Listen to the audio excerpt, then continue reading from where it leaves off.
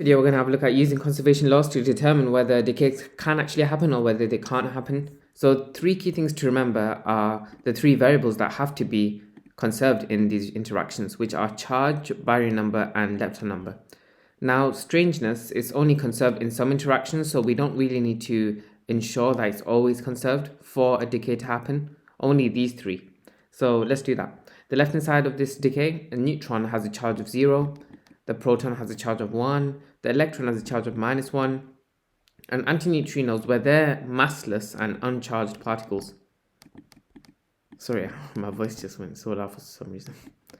And the fact that they're uncharged means they have a charge of 0. Now that means the total charge on the right hand side is 0, which matches the left hand side, so that's successful so far. The baryon number of a neutron is 1, because all baryons have a baryon number of 1. Proton is also a baryon, so it has a baryon number of 1, and electron is a lepton, so it has a baryon number of 0, and an antineutrino is a lepton, so it has a baryon number of 0.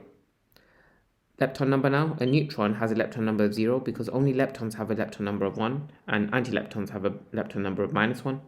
A proton again is a baryon, so it has a lepton number of 0, an electron is a lepton, so it has a lepton number of 1, and an antineutrino actually is an antilepton, meaning it has a lepton number of -1. So all 3 of these are conserved. Since all 3 of them are conserved, this decay is possible. Let's now move on to this example here. Once again, breaking it down to charge, baryon number, and lepton number. Now the charge of an electron is -1.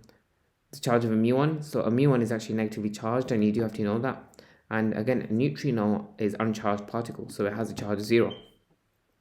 The baryon number of an electron is actually 0 because only baryons have a baryon number of 1, whereas this is a lepton. A muon again has a baryon number of 0, and a neutrino, we mentioned that it's actually a lepton, so it has a baryon number of 0. A lepton now, an electron itself is a lepton, so it has a lepton number of 1.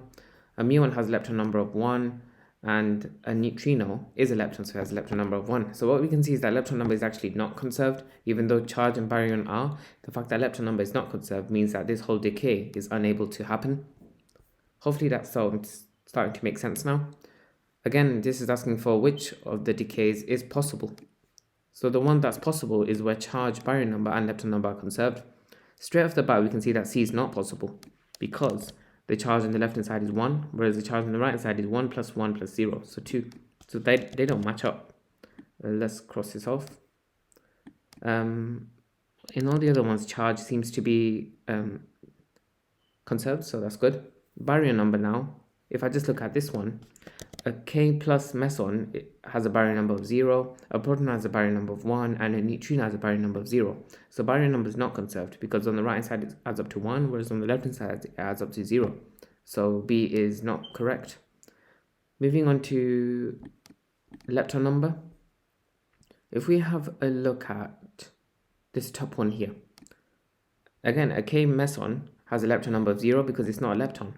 It's got nothing to do with leptons. A pi naught meson also has a lepton number of 0, whereas a positron is an antilepton, because remember, electron would be a lepton. So it has a lepton number of -1, and an antineutrino also has a lepton number of -1, because it's an antilepton.